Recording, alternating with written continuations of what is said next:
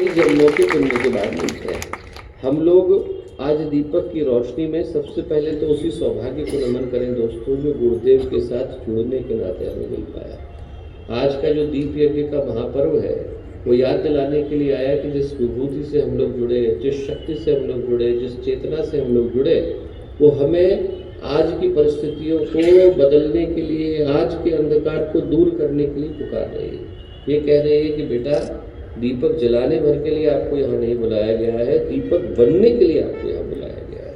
इसलिए बुलाया गया है कि जो समाज का अंधकार है, समाज के अंदर जो कुरीतियाँ हैं, समाज के अंदर जो दुर्भावनाएं हैं, समाज के अंदर जो दुश्चिंताएं हैं, इनको दूर करने के लिए ऐसे व्यक्तित्वों को आगे आने की आवश्यकता है जो अपने व्यक्तित्व के प्रकाश के माध्यम से समाज को एक नई दिशा दिखा पाने की स्थिति में है।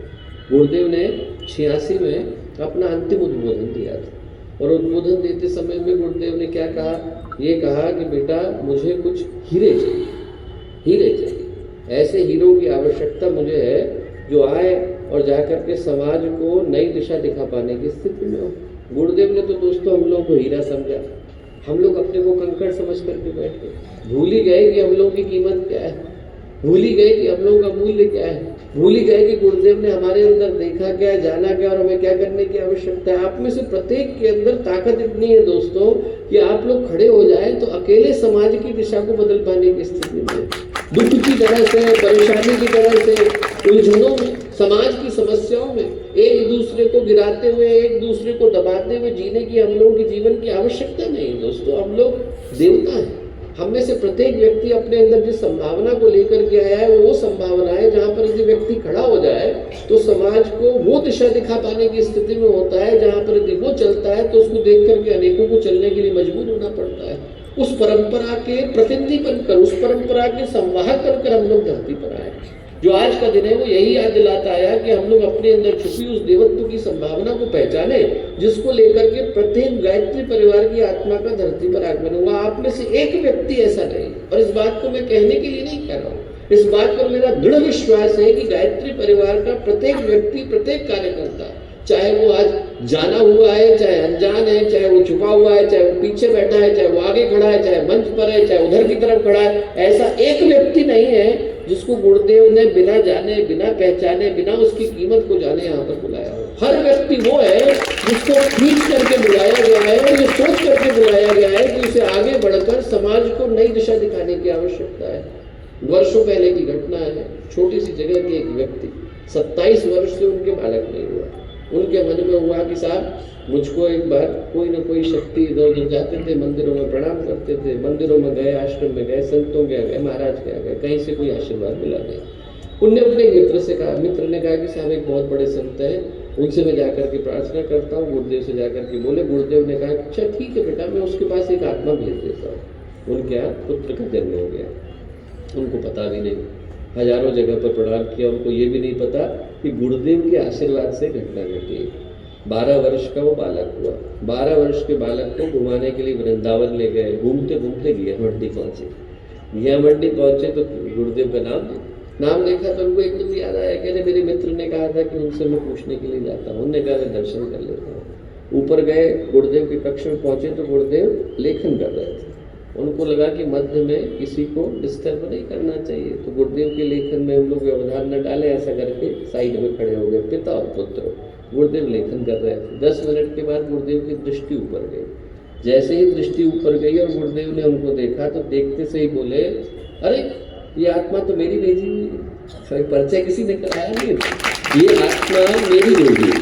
अब आप सोचिए, जिस व्यक्ति की कोई भूमिका गायत्री परिवार में उस तारीख तक नहीं, उस तारीख तक तो उनको पता भी नहीं था कि हम किससे मिलने के लिए जा रहे हैं, कौन है, हमारे घर में बालक किसके आशीर्वाद से आया है। उस तारीख तक उनको ये नहीं पता कि हम किससे मिलने के लिए जा रहे हैं, वो आत्मा गुरुदेव की भेजी हुई है। तो आप लोग शनिवार के दिन अपना अपना कीमती समय निकाल करके यहाँ दशहरे के मैदान के अंदर आकर के बैठे। आप में से एक व्यक्ति भी वो हो सकता है जो बिना गुरुदेव को बुलाए हुआ। आप में से हर व्यक्ति वो है जिसको गुरुदेव ने खींच करके बुलाया। मैं कहूँगा दोस्तों, दीपक के प्रकाश में उस प्रकाश को याद करके जाए जो आपके भीतर आत्मा के रूप में प्रज्वलित है। आपके भीतर देवत्व की संभावना के रूप में, महानता की संभावना के रूप में जिस चीज को, जिस प्रकाश को, जिस पवित्रता को, जिस महानता को, जिस दिव्यता को आप लोग लेकर के आए, उसी को स्मरण करके यहाँ से जाने की आवश्यकता है। हम लोग को गुरुदेव ने हीरे के रूप में ढूंढा दोस्तों, हम लोग पत्थर बन करके बैठ गए, भूल ही गए कि हम लोगों की कीमत क्या है। तो पत्थर बनने में भी दिक्कत नहीं। मैं कहता हूँ यदि पत्थर ही बनना है किसी को तो नीम का बने, नीम का पत्थर बने, उससे बढ़कर के सौभाग्य क्या हो सकता है। नीम के पत्थर को आप देखिए, उसके ऊपर हथौड़े चलते हैं, उसके ऊपर छेनी चलती है, उसके ऊपर प्रहार होते हैं, पर इमारत उसी से तो खड़ी हो पाती है। जब नीम के पत्थर को घिसना पड़ता है, उसके ऊपर संकटों से गुजरना पड़ता है, उसको दबना पड़ता है, उसको न जाने कितने आघातों को झेलना पड़ता है। आप किसी से पूछ के देखिए, मामा जी का तो काम ही निर्माण का है, उनसे आप पूछ करके देखिए निर्माण में सबसे ज्यादा कीमत क्या है। निर्माण में कीमत ऊपर के गुंबज की नहीं है, नीचे के बोल्टर की है। वो जो नीचे जाकर के गिरा, जिसने जाकर के नींव को बनाया, जिसने जाकर के प्लिंथ को खड़ा किया, उस भवन के ऊपर जाकर के इमारत खड़ी हो पाती है। वर्षों पहले लाला लाजपत राय जी लाल बहादुर शास्त्री जी को लेकर के ताजमहल दिखाने के लिए गए। ताजमहल के सामने खड़े हुए बोले, लाल बहादुर क्या देखने को आता है? उन्होंने कहा, साहब बड़ा संगमरमर की सुंदर इमारत है, मेहराब है, गुंबद सजा हुआ है। लाला लाजपत राय उनसे बोले, लाल बहादुर बनना ही है तो गुंबद मत बनना, नीम का पत्थर बनना। लाल बहादुर शास्त्री ने अपनी आत्मकथा में लिखा है कि मेरे जीवन का सौभाग्य का क्षण वही था। मुझे समझ में आया कि यदि मुझे बनना ही है तो मैं नीम का पत्थर बनूंगा। मैं कहूँगा दोस्तों कि हम लोग यहाँ से उठें तो इस दीप यज्ञ के दिन एक ही प्रार्थना करें, गुरुदेव यदि हमको पत्थर बनना ही है तो आप नीम का पत्थर बनाइए। यदि हमें बनना ही है तो वो पत्थर बनाइए जिसको बनने के बाद व्यक्ति जो है अपने ऊपर इमारतों को खड़ा करता चला जाता है, अपने ऊपर पूरे मिशन को खड़ा करता चला जाता है, अपने ऊपर समाज को खड़ा करता चला जाता है। देखिए तो समाज के अंदर परेशानियां कितनी हैं, समाज के अंदर दुख कितने हैं। यदि व्यक्ति अपने ही परिवार के अंदर जाकर के तलाशना शुरू करे तो पता चलेगा कि लोग यहाँ तक भरे पड़े हैं दोस्तों। कष्ट है आदमी के पास, दुख है आदमी के पास, आंसू बहने के लिए तैयार है, अपना कहने को कोई नहीं है। व्यक्ति को ये नहीं पता कि किससे जाए, क्या बोले, किससे अपनी मन की बात साझा करे, किससे अपने दिल का दुख जो है हल्का करे। व्यक्ति पास कहने के लिए ना संबंधी रह गए, ना रिश्तेदार रह गए, ना दोस्त रह गए, ना मित्र रह गए, ना अपने रह गए। परायों के पास जाकर के व्यक्ति फेसबुक पर, इंटरनेट पर अपने दुख के टुकड़े को रोने के लिए तैयार है, घर के व्यक्ति का उसे पता नहीं। दोस्तों ऐसे संसार में हम लोग रह रहे हैं। बनना ही है तो नीम के पत्थर बने।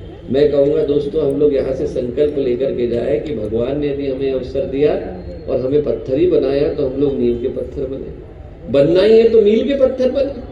गुरुदेव ने जब सुनसान के सहचर की अपनी यात्रा को लिखा है तो लिखा है कि उनकी पूरी यात्रा में सबसे ज्यादा प्रेरणा किससे मिली? मील के पत्थर से मिली। गुरुदेव ने कहा छोटा सा पत्थर है, उसके ऊपर लिखा हुआ है कि धरासू यहाँ से 24 मील दूर है।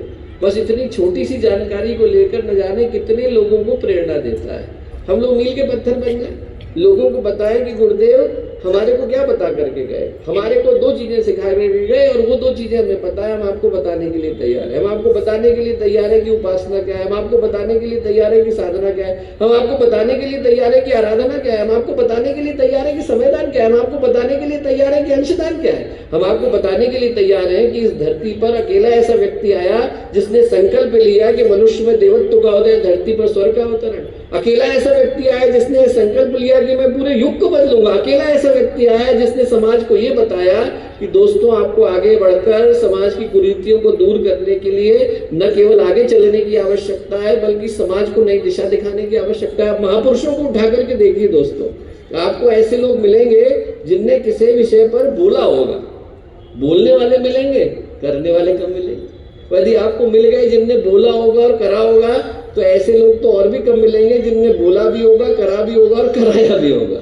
ऐसे व्यक्तित्व में जुड़ते बनना ही है तो उनके लिए मील के पत्थर बन जाए।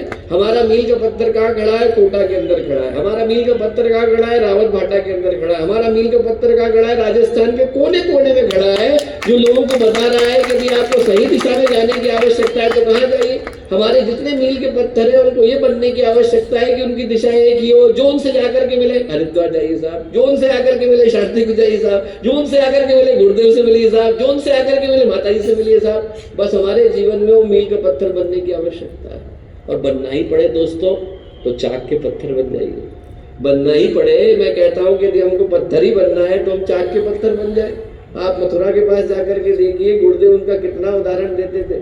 वहां पर जितने प्याऊ थे, मथुरा से लेकर के वृंदावन तक के जितने प्याऊ हुए, वो एक ही बहन के बनाए हुए। उनका नाम था पिसनहारी। पिसनहारी क्या करती थी? वो चाक चलाती थी, और जितना दिन भर चक्की चलाने के बाद में जितना आटा होता था, उस आटे में से अपने घर को चलाने के लिए रख लेती थी, बाकी का आटा बेच देती थी। उस पूरे क्षेत्र के अंदर अकाल फैला हुआ था। आप पूछ करके देखिए, यहाँ पे भाई साहब लोग बैठे हैं, भरतपुर से लेकर धौलपुर के पूरे क्षेत्र में पिसनहारी के लगाए हुए कुएं। वो जो 2-2 मुट्ठी का अन्न था वो उनने बेचा। और गुरुदेव अपने उद्बोधनों में बोलते थे कि बाकी की सब जगह पर ब्रज की भूमि में खारा पानी आता है, बाकी की सारी जगहों पे खारा पानी आता था, उन 24 के 24 कुओं में मीठा पानी आता था। किसके कारण? पिसनहारी के कारण। आप सोच के देख दोस्तों, हमारे को भगवान ने कितनी संभावनाएं दे करके भेजा। बनना ही है तो हम नींव के पत्थर बने, बनना ही है तो हम मील के पत्थर बने, बनना ही है तो हम चाक के पत्थर बने, और बनना ही है तो पारस के पत्थर बने। जिससे छू गए उसके जीवन को सोना बना दे, जिसके पास गए उसके जीवन में पवित्रता ला दे, जिसके पास जाकर के बैठे उसके अंदर उस सकारात्मकता को भर दे कि व्यक्ति यदि अपने जीवन को खराब दिशा में लेकर के जा रहा हो तो उसके मन में ऊपर उठने का भाव आ जाए। ऐसा उसके अंदर भाव पैदा कर दें कि उसको लगे कि एक बार मैं उनसे मिला था और मेरे जीवन का परिवर्तन हो गया। हजारों ऐसे लोग हैं। अभी हम लोग यहाँ पर आए, 3 साल पहले की घटना है, छोटी सी जगह से गुजर रहे थे। गुजरते गुजरते क्या हुआ कि एक जगह पर लोग जैसे सड़क पर आ जाते हैं तो पकड़ करके ले जाते हैं। बोले भैया थोड़ी दूर पर किसी ने साहित्य का केंद्र बनाया है, यहाँ से ज्यादा दूर की घटना नहीं। बोले आप एक बार अंदर चलिए। मैंने कहा ठीक। अंदर गया। उन सज्जन से मैंने पूछा कि आपने साहित्य का केंद्र बुलाया? बोले हाँ। मैंने कहा आपने गुरुदेव का साहित्य कब पढ़ना शुरू करा? बोले अभी 1.5 वर्ष हुए भैया, तब से पढ़ना शुरू करा। तो मुझे थोड़ा आश्चर्य हुआ। मुझे लगा कि भाई लोग जीवन पर्यंत पढ़ रहे हैं, कोई 40 साल से पढ़ रहा है, कोई 30 साल से पढ़ रहा है, कोई 50 साल से पढ़ रहा है। 1.5 साल के अंदर इनके हृदय में ऐसा क्या परिवर्तन हुआ? तो मैंने कहा आपके जीवन में घटना क्या घटी? बोले भैया मैं बड़ा बुरा व्यक्ति था, ऐसा कोई बुरा काम नहीं है जो मैं नहीं करता था। बोले मेरा काम जो था बिचौलिए का था, पैसा लेना है और काम कराना है, कमीशन लेकर के काम कराना है। बोले मेरा एक ही सिद्धांत था कि हर व्यक्ति बिकता है, दाम अलग अलग हो सकता है। कोई हो सकता है 100 रुपये में बिके, कोई 1 अरब में बिके, पर बिकेगा जरूर। उन्होंने कहा पर एक व्यक्ति ऐसा आया, एक व्यक्ति, बोले उसको कितना पैसा दे दें वो काम करने को तैयार है। मैंने उनके सहयोगियों से पूछा कि क्यों भैया ये पैसे क्यों नहीं लेते हैं? बोले सारे गायत्री परिवार के कार्यकर्ता हैं, भ्रष्टाचार नहीं करते। गायत्री परिवार के कार्यकर्ता हैं, भ्रष्टाचार नहीं करते। बोले इनकी कोई कमजोरी होगी? बोले इनकी कमजोरी एक ही है। क्या? इनके गुरुदेव। बोले आप कुर्ता धोती पहन करके जाओ, इनसे बात करो, आपसे बात करने को तैयार हो जाएंगे। बोले मैं कुर्ता धोती पहन करके गया, उनसे बात करी। वो व्यक्ति जो मुझसे बात करने को तैयार नहीं होते थे, उनने मेरे को बिठाया, चाय पिलाई, खाना खिलाया, मेरे घर पे आए, गुरुदेव का मांग में रख करके गए, स्थापित करके गए। और मेरा काम जो वो 1 साल से नहीं कर रहे थे उसको भी निःशुल्क करके गए। उनको लगा गायत्री परिवार का व्यक्ति। बोले मैंने उस किताब को अपने घर के कमरे में बंद कर दिया, भूल गया। 8 साल गुजर गए। 8 साल के बाद कोरोना आ गया। कोरोना आया तो मैं क्वारंटीन हुआ। 14 दिन के लिए लोगों को उनके कमरे में बंद होना पड़ता था। जिस कमरे में बंद हुआ वो वही कमरा था जहाँ पे गुरुदेव का साहित्य रखा। बोले जैसे ही मैं अंदर गया